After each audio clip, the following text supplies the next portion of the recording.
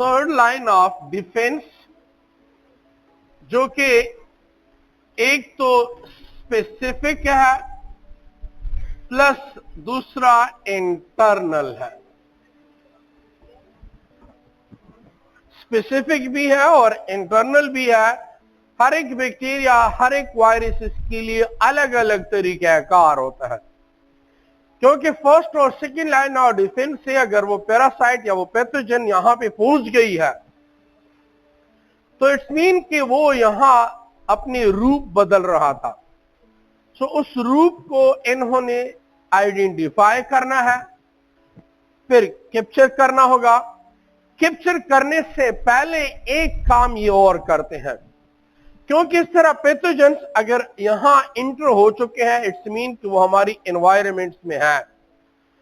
अब ये जो प्रोसेस, जो मैकेनिज्म होता है कि उसने इसको आइडेंटिफाई करना है, फिर कैप्चर करना है, फिर मारना है, ये तीनों काम महसूस टाइप के सेल्स आइंदा करेंगे, लेकिन उसकी अपनी ड्यूरेशन होती है, उसको कहते हैं मेमोरी सेल्स। तो यहां पे उसकी मेमोरी सेल्स बनाए जाएंगे। उस पैरासाइट्स को, उस पैथोजेंस को मारने से पहले उनकी फोटोग्राफी होती है, और वो फोटोग्राफ ये तीनों काम करेंगे आइंदा के लिए: आइडेंटिफिकेशन, कैप्चरिंग एंड डिस्ट्रक्शन। और हर एक का अपना एक महसूस लाइफ स्पेन होता है इन फोटोग्राफ का, इन मेमोरी सेल्स का। आप लोगों ने पढ़ा होगा या सुना होगा कि एक दफा जब आपको मीजल हो जाए, जिसको हसरा कहते हैं, वो दोबारा आप पे नहीं आता। सुना हुआ है कि नहीं सुना हुआ? सेम इसी तरह मम्स जब आप पे आ जाए तो आपको फ्यू मंथ्स जो है दोबारा अटैक नहीं कर सकते, या इसी तरह कोरोना वायरस जब आप पे हो जाए सो वो आप पे नेक्स्ट फ्यू मंथ्स जो है अटैक नहीं कर सकता। तो हर एक की अपनी अपनी लाइफ स्पेन होती है। वो इसी वजह से कि वो वायरस या वो बैक्टीरिया एंटर हो रही है, लेकिन मेमोरी सेल वहां पे जिंदा होते हैं, वो फौरन जो है उसको पकड़ते हैं। और बास की मेमोरी सेल्स कुछ आवर्स के लिए, बास की कुछ डेज के लिए, बास की कुछ वीक्स के लिए, और बास की कुछ फ्यू मंथ्स के लिए, बास की फ्यू ईयर्स के लिए, और बास के फॉरएवर बनते हैं। उसमें वेरिएबिलिटी आती है। So third line of defence को हमने डिवाइड किया हुआ है दो कैटेगरीज में। एक क्या? Cell mediated response. यहां पे नाम से पता चल रहा है सेल मीडिएटेड रिस्पांस मीन कि यहां पे सेल्स इन्वॉल्व है। Cells are involve in identification,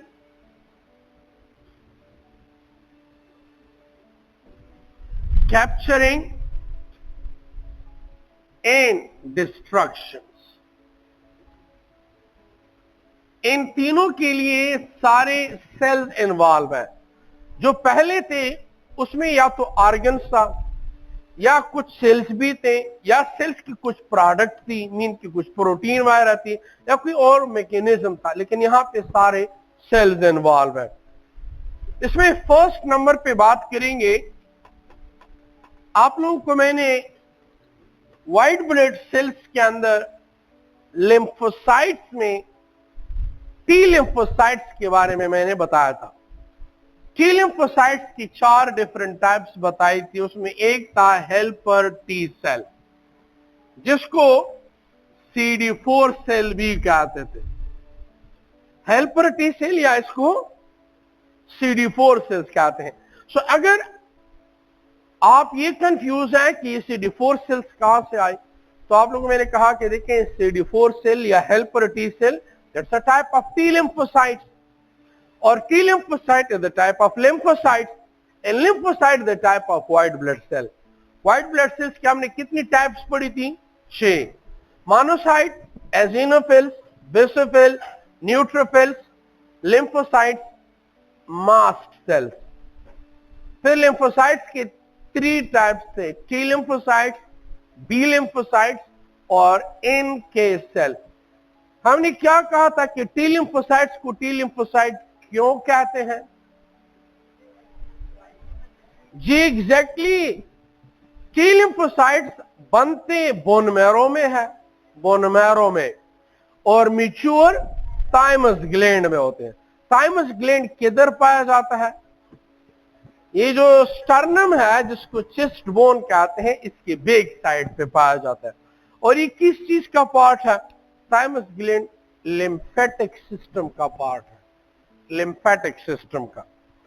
तो ये हेल्पर टी सेल या CD4 सेल जो है have the ability to identify and capture the pathogens but cannot destroy them. So B cells या जिसको B lymphocytes कहते हैं, so B cells have the ability to destroy the same pathogens and then engulfed by macrophage,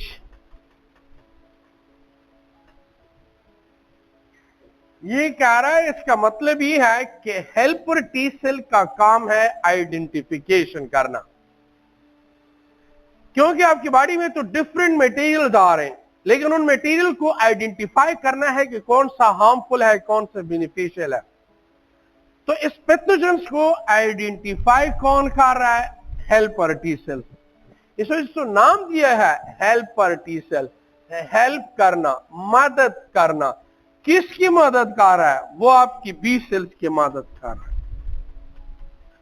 helper T cell जो है ये आपकी B sales की मदद कर रहे हैं। क्यों मदद कर रहे हैं? हेल्पर टी सेल जो है ये आइडेंटिफिकेशन कर सकता है, ये उसको कैप्चर कर सकता है, लेकिन ये उसको डिस्ट्रॉय नहीं कर पा रहा। कौन डिस्ट्रॉय कर रहा है? इनके साथ बी सेल्स को डिस्ट्रॉय कर रहा है। और जब इनको ये डिस्ट्रॉय कर लेता है तो यहां पे जाहिर बात है डेड सेल्स बन जाएंगी, क्योंकि मैदान जंग में ये दोनों सेल जो है ये इसकी डेथ होती है। जब इसकी डेथ होती है तो जाहिर बात है फिर इनको मैक्रोफेज जो है वो आके इन दोनों की फेगोसाइटोसिस कर लेंगे। फेगोसाइटोसिस इसको कहा जाते हैं, और यहां से वॉश आउट कर लेते हैं। लेकिन एक काम ये जरूर कर रहे हैं यहां पे, वो ये कि बी सेल्स जो है यहां पे मेमोरी सेल्स बना लेते हैं। इसको मेमोरी बी सेल्स कहा जाता है। इनको मेमोरी बी सेल्स कहा जाता है ताकि आइंदा आइडेंटिफिकेशन, कैप्चरिंग एंड डिस्ट्रक्शन ये मेमोरी सेल जो है वो खुद करेंगे। ये पूरा प्रोसेस दोबारा नहीं होगा कि पहले आइडेंटिफाई करना है, फिर उसके बाद उन्होंने रिकॉग्नाइज करना होगा, रिकॉग्निशन के बाद उन्होंने इसको डिस्ट्रॉय करना है, फिर उसके बाद ये सारा मैकेनिज्म नहीं होगा। इस वजह से आप कुछ ड्यूरेशन तक उस चीज से सेफ होते हैं, क्योंकि ऑलरेडी वो तो या तो आपकी बदन में है या आपकी सराउंडिंग एरिया में पाया जा रहा है, लेकिन चूंकि मेमोरी सेल्स अभी है तो वो आपको प्रोटेक्ट कर रहे हैं। दूसरा जो केस होता है सेकंड नंबर पे, वो है किलर टी सेल्स का। Killer T cell have the ability to identify mean recognition, इसके बाद जो है then capture and destroy pathogens.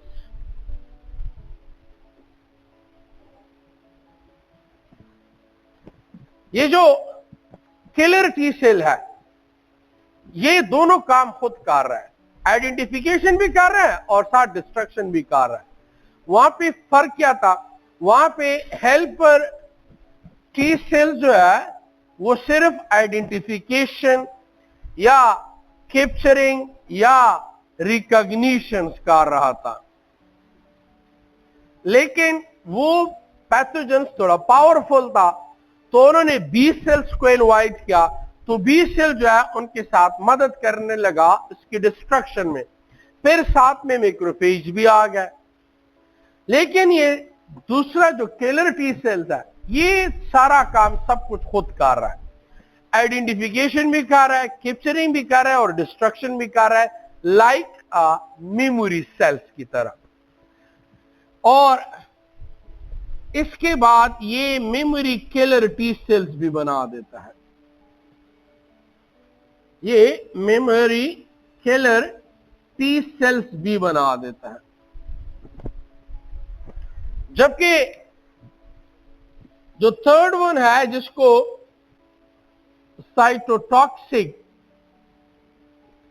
T cells कहते हैं, have the ability to identify mean recognize, capture and destroy pathogens।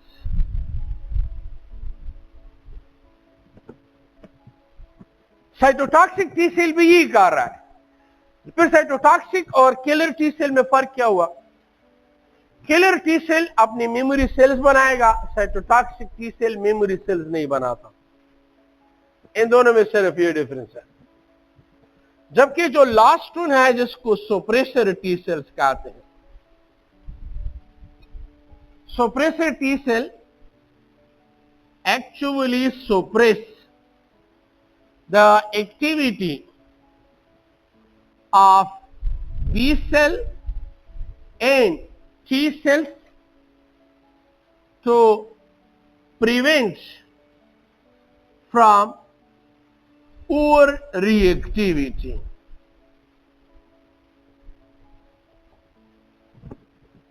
ओवरएक्टिविटी से रोकता है बॉडी को।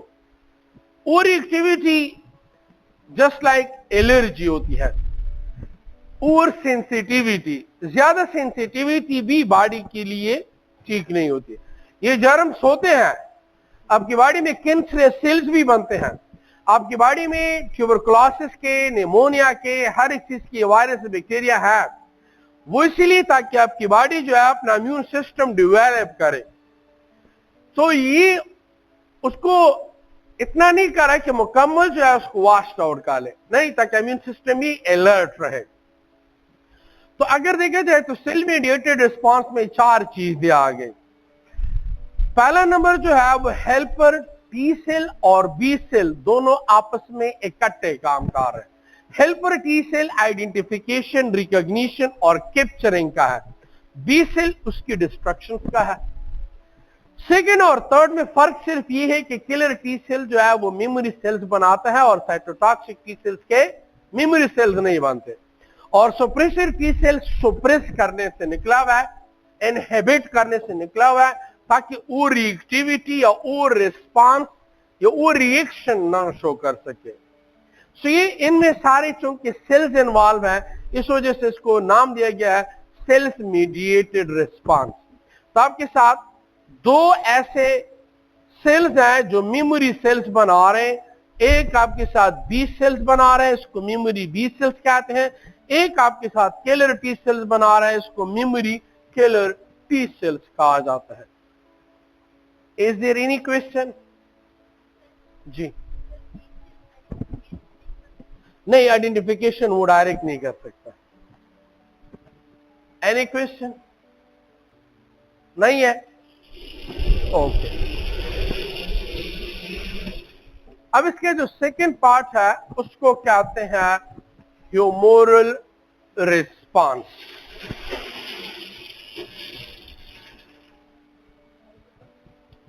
जो हमारे साथ पार्ट बी है उसको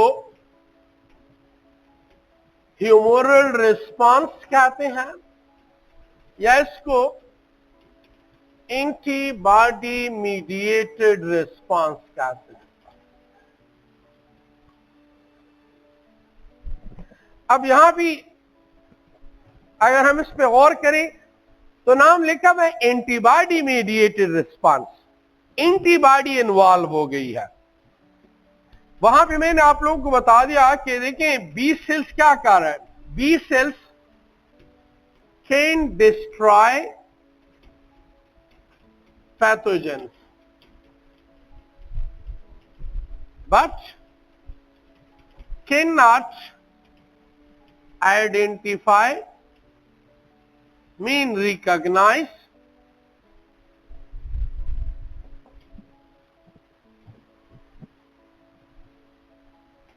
and captured pathogen. So, antibody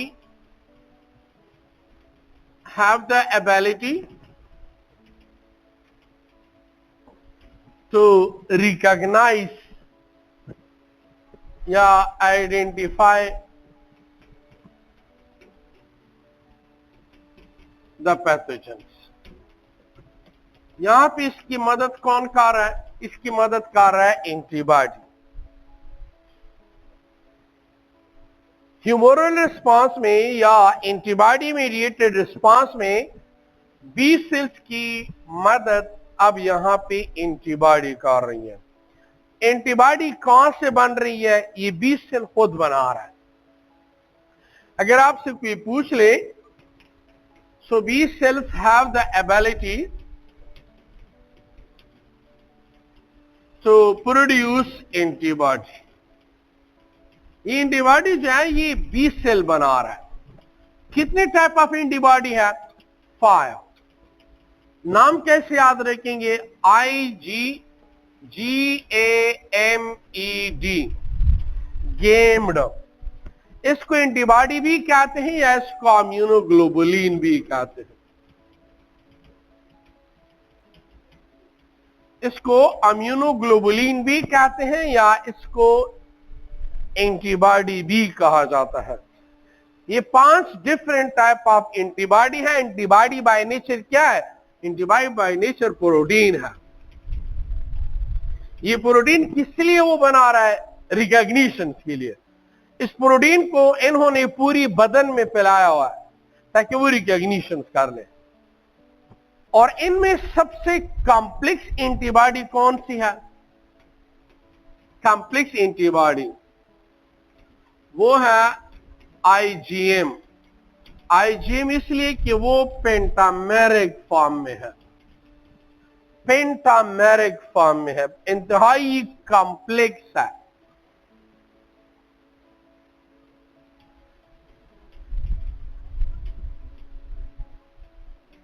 इस तरह स्ट्रक्चर होता है, पेंटामेरिक फॉर्म इसको कहते हैं।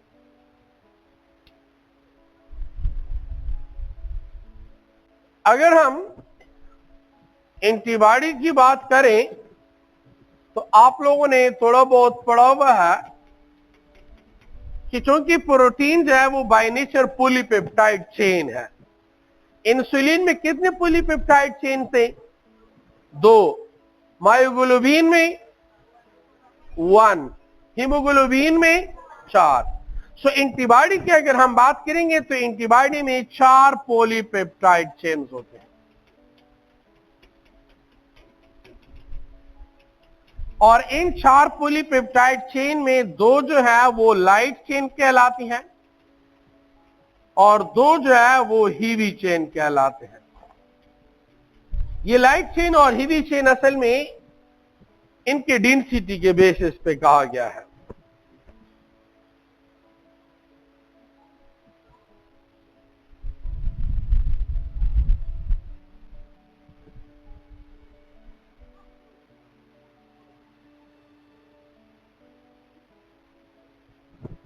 ये हमारे साथ हेवी चेन है।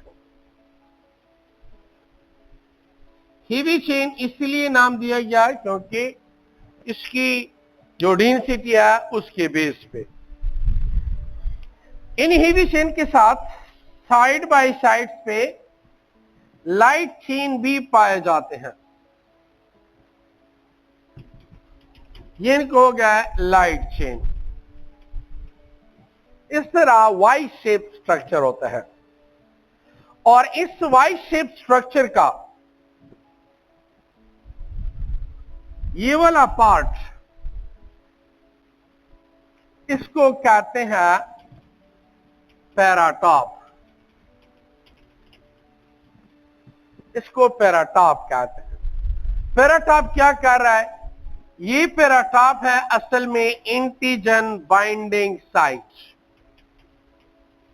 एंटीजन बाइंडिंग साइट का मतलब है कि एंटीजन को रिकॉग्नाइज करेगा कि ये एंटीजन है या नहीं। जब इसके साथ इस तरह के आप लोगों ने मैग्नेटिस की मदद से ही मालूम कर सकते हैं कि ये मेटल है या नहीं है, क्योंकि वो अट्रैक्ट करेंगे। सो इस पे पैराटॉप होता है और बैक्टीरिया की बॉडी पे एपिटॉप होता है। जब वो अट्रैक्शन करेंगे इससे पता चलता है कि ये फॉरेन ऑब्जेक्ट है या नहीं है।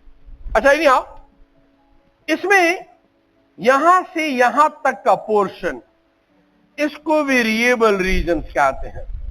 वेरिएबल रीजन नाम इसलिए दिया गया कि यहां के अंदर जो अमाइनो एसिड्स होंगे जो कि कम से कम 110 टू 130 उसकी तादाद होती है, वेरिएशन आती है क्योंकि हर एक बैक्टीरिया की अपनी अपनी बनती है।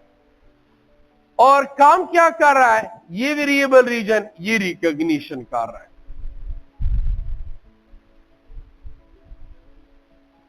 ये रिकॉग्निशन कर रहा है और उसके जो ये नीचे हिस्सा है इसको कांस्टेंट रीजन कहते हैं। कांस्टेंट रीजन का काम क्या है? डिस्ट्रक्शन। कांस्टेंट रीजन का काम है डिस्ट्रक्शन और वेरिएबल रीजन का काम है रिकॉग्निशन। अब लेट्स सपोज आप यू कंसिडर कर लें कि ये आपकी बॉडी में एक बैक्टीरिया एंटर हुई है। आपकी बॉडी को कैसे पता चला कि ये एक बैक्टीरिया एंटर हुई है?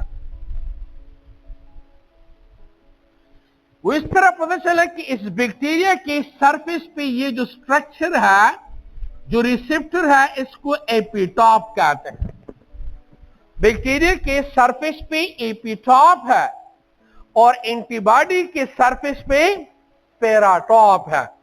लेकिन ये एंटीबॉडी फ्री नहीं है। क्यों?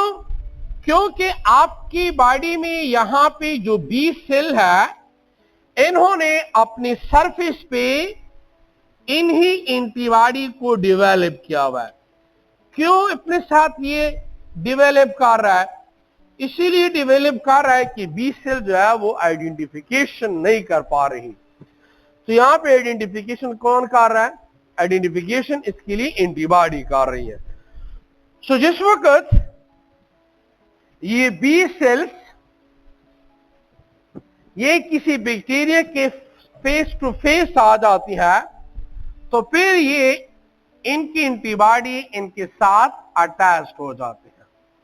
अटैचमेंट्स के बाद जब उसको रिकॉग्नाइज कर लेती है कि ये तो कोई फॉरेन ऑब्जेक्ट आया हुआ है तो फिर इनको वो डिस्ट्रॉय कर लेती है। डिस्ट्रॉय वो कैसे करेंगी? ये बी सेल रिलीज करेंगे परफोरिन। जब ये परफोरिन रिलीज करेंगे तो बैक्टीरिया में क्या बन जाएंगे? पोर्स। जब बैक्टीरिया की बॉडी में पोर्स बन जाते हैं तो बैक्टीरिया की बॉडी के अंदर साल्ट एंटर हो जाएंगे। जब बैक्टीरिया की सेल में साल्ट एंटर हो जाएंगे तो बैक्टीरिया का सेल क्या हो जाएगा? कंसंट्रेटेड हो जाएगा। कंसंट्रेटेड को अब क्या करना होगा? डाइल्यूट करना होगा। डाइल्यूट करने के लिए फिर क्या होगा? वाटर एंटर होती है। जब वाटर एंटर हो जाती है तो फिर सेल क्या हो जाएगा? सेल स्वेल अप हो जाएगा। सेल टर्जिड हो जाएगा। जब सेल टर्जिड हो जाएगा तो उसके बाद सेल की लाइसिस हो जाएगी। इस तरीके कार से इस मैकेनिज्म्स को, इस बैक्टीरिया को मार दिया जाता है और बाद में वही मैक्रोफेज आएंगे और मैक्रोफेज जो है इनकी फेगोसाइटोसिस करेंगे। दोबारा सुन ले, आप लोगों को मैंने सेकेंड लाइन ऑफ डिफेंस पढ़ाया था और सेकेंड लाइन ऑफ डिफेंस में मैंने कॉम्प्लीमेंट्री सिस्टम समझाया था। कॉम्प्लीमेंट्री सिस्टम मैंने कहा था कि इम्यूनोग्लोबुलिन मीन एंटीबॉडी इन्वॉल्व है, लेकिन वहां पे हमने कहा था कि एंटीबॉडी जो है वो डायरेक्ट इन्वॉल्व है, कोई सेल्स वगैरह इनके साथ नहीं है। वो एंटीबॉडी बैक्टीरिया के इर्द गिर्द जमा हो जाते हैं, एक स्ट्रक्चर बनाते थे, उनको कैस्केड कहा करते थे। अब वही एंटीबॉडी अगर बी सेल्स की अपनी सरफेस पे हो तो ये तो डिटेच नहीं है, ये तो फ्री एंटीबॉडी नहीं है। जब फ्री एंटीबॉडी नहीं है, ये बी सेल्स के साथ है, तो ये हमारे साथ ह्यूमोरल रिस्पांस या एंटीबॉडी मीडिएटेड रिस्पांस में इन्वॉल्व है। यहां पे वो क्या कर रहे हैं, बी सेल्स के साथ ये इसलिए अटैच है कि बी सेल जो है उस बैक्टीरिया की रिकॉग्निशन इस एंटीबॉडी के थ्रू कर रहा है। जब उस एंटीबॉडी के जरिए से इस बैक्टीरिया को रिकॉग्नाइज कर लेता है तो फिर ये परफोरिन रिलीज कर लेता है। उसकी वजह से बैक्टीरिया में छोटे छोटे पोर्स बन जाते हैं। उस पोर्स के जरिए से साल्ट एंटर होता है। साल्ट एंटर होने से सेल के अंदर कॉन्सेंट्रेटेड मीडिया बन जाएगी। डाइल्यूट करने के लिए वाटर एंटर हो जाता है, सेल स्वेलअप हो जाता है, बाद में बर्स्ट हो जाता है, मीन सेल की लाइसिस होती है और इन्हीं को फिर मैक्रोफेज कहा जाता है और साफ कर लेता है। Is it clear? Any question? Ji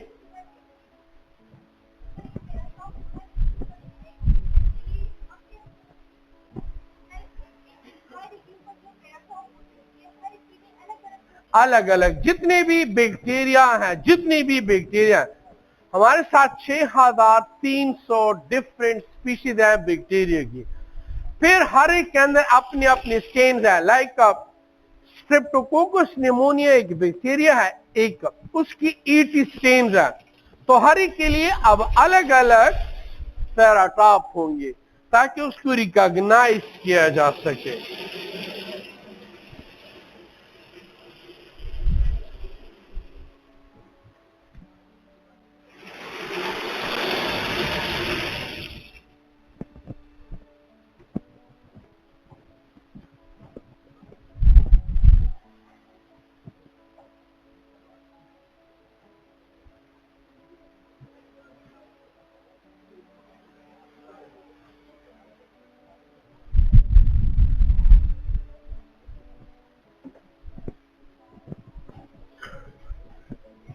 ji virus के लिए इतने ज्यादा इफेक्टिव नहीं है। वायरस के लिए सिर्फ इंटरफेरॉन इफेक्टिव है, बाकी ये इफेक्टिव नहीं है। अच्छा, दूसरा जो है, अब आते हैं यहां पे, क्योंकि हमने एंटीबॉडीज की बात की है तो एंटीबॉडीज के साथ हम एलर्जी की भी बात कर लेते हैं। एलर्जी क्या चीज है? और sensitivity of a body against allergens. Allergen mean allergy causing agent.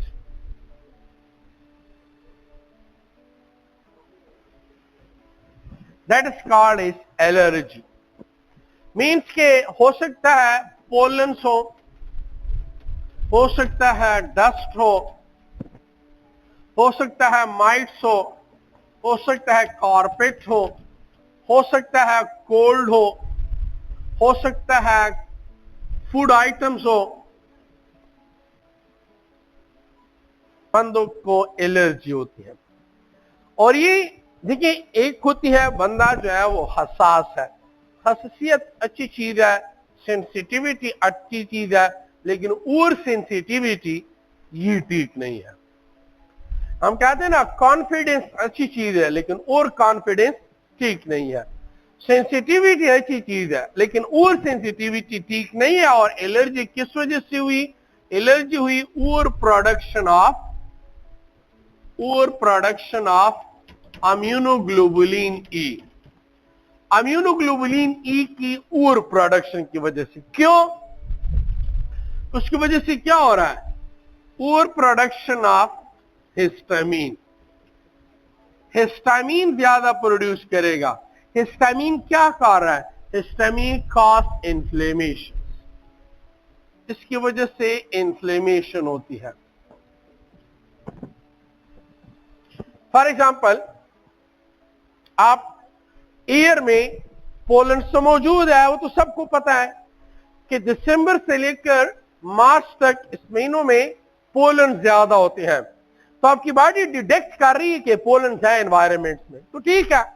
लेकिन अब अगर डिटेक्ट करने के बाद ये उसको रिस्पॉन्ड देना शुरू कर ले, हिस्टामिन की प्रोडक्शन शुरू कर ले, उसकी एग्जिस्टेंस की वजह से ये इरिटेशन शुरू कर ले, दैट्स कॉल्ड एलर्जी। अगर यहां पे पोलन था तो आपकी बॉडी जो है उसको उसकी एग्जिस्टेंस जो है की वजह से वो इरिटेशन फील कर रही है और इरिटेशन की वजह से वो इम्यूनोग्लोबुलिन ई की प्रोडक्शन कर रही है और इम्यूनोग्लोबुलिन ई जो है वो हिस्टामिन की प्रोडक्शन कर रही है और हिस्टामिन आपका इन्फ्लेमेशन काज कर रहा है, दैट्स कॉल्ड एलर्जी। कैसे पता चलेगा? बाज लोग जो है उसके अपने सिम्टम्स होते हैं, जस्ट लाइक एलर्जिक रायनाइटिस। इसको है फीवर कहते हैं, एलर्जिक रायनाइटिस। रनिंग नोज, नाक बहती है। बास कंडीशन में उसकी नाक से पानी फ्लूइड जो है वो कंटिन्यूसली आ रहा होता है, ये भी उसकी कंडीशन में आता है। दूसरा, बास लोगों को अस्थमा सा होता है, सांस लेने में तकलीफ होती है, वो सांस नहीं ले सकता। बास लोगों की फिर एलर्जिक आइज होती है, इसको एलर्जिक कंजंक्टिवाइटिस कहते हैं। उसकी आंखें जो है वो खारिश शुरू कर देती हैं, वो अपनी आंखों को मलना शुरू करता है। सो आंखों की खारिश हुई, नाक बह रही है और इसके अलावा सांस लेने में उसको तकलीफ हो रही है।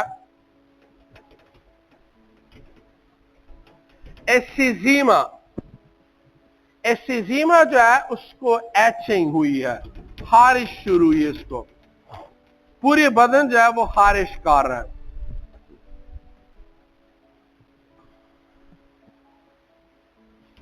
हाइव्स, जिसको यूरिटिकेरिया कहते हैं, ये जो डंबर नहीं होते, फीमेल सैंड वेस्ट, जम्बुरी जिसे कहते हैं, ये सुरों से जो काटती हैं, अभी मौसम भी स्टार्ट होने वाला है इनका, और उसके अगेंस्ट जो रिएक्शन शो हो रहा है, या इन्हें इसके अलावा जो है एलर्जिक शॉक्स। एलर्जिक शॉक्स में एनाफाइलेक्सिस और एनाफाइलेक्टिक,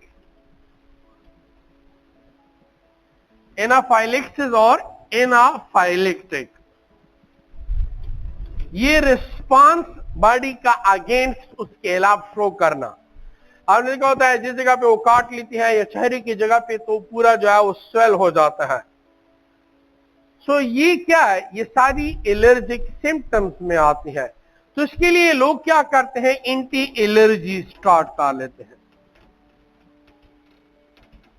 एंटी एलर्जीन शुरू कर लेते हैं। तो एंटी एलर्जीन में क्या यूज कर रहे हैं? फॉर एग्जाम्पल, लोरीन हुआ टैबलेट्स, बेडाल हुआ, या एनी अदर चीज। हाँ, लेकिन